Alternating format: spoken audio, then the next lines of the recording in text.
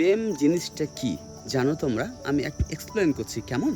যেমন দেখো, একটা জঙ্গলে সাপ আছে, বাঘ আছে, এটা যদি আমরা জেনে যাই তো সেই জঙ্গলে আমরা ভুল করে যাই না।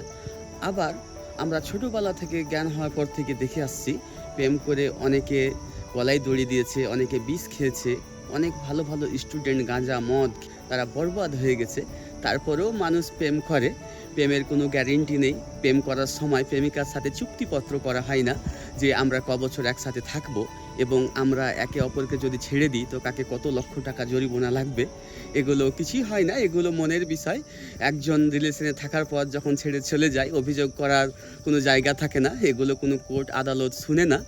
একটা প্রেমিক প্রেমিকার যে যখন ব্রেকআপ হয়ে যায়, শুধু দুজনেই একে অপরকে কষ্ট দেওয়া আর দোষারোপ করা ছাড়া কোনো রাস্তা থাকে না। তো প্রেম যদি খুঁজতে চাও তো একটা অন্ধকার ঘরে কালো বিড়ালকে খুঁজতে যাওয়া এক সমান। তো প্রেম খুব সুন্দর জিনিস যদি সঠিক মানুষ ভাগ্যে জোটে, তাছাড়া বিপরীতটা খুব ভয়ঙ্কর।